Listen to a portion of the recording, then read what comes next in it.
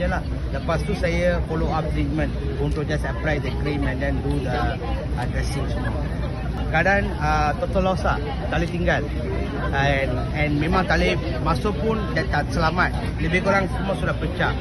So dekat belakang pun sudah hancur, dekat atas pun semua sudah retak. Semua sudah tinggal macam boleh tengok rangkai macam batu-batu sajalah. Semua yang perabot-perabot all semua sudah melted. Dan I punya kerugian dalam barang mungkin dalam probably dalam renovation apa semua saya buat, I think dalam 200-300 ribu lebih lah. Tapi I memang ada dengar MB akan bagi 2 option. Dia ada 2 option saya dengar.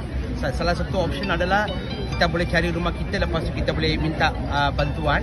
And ada satu lagi mungkin dia akan cari tempat-tempat di mana lokasi-lokasi yang dia orang nak. Pandangan I memang bagus option ni, sebab itu salah satu bantuan yang paling penting lah untuk buat sekarang, sebab kalau tak ada tempat tinggal itu sangat susah. So untuk I ada 2 option, so saya tengah explore.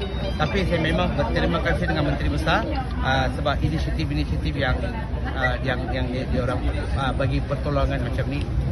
Saya tak tahu nak cakap apa kan. Tapi sekarang kebanyakan mangsa-mangsa ni rumah total loss. Nak dapatkan duit untuk cari tu kena kerja.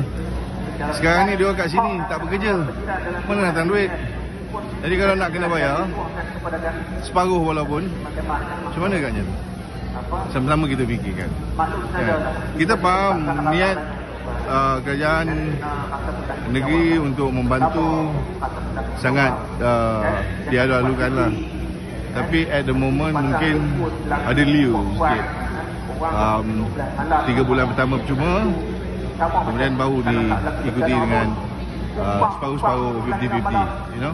Kalau dia orang terus masuk, terus nak bayar tu, saya tak rasa dia orang mampu.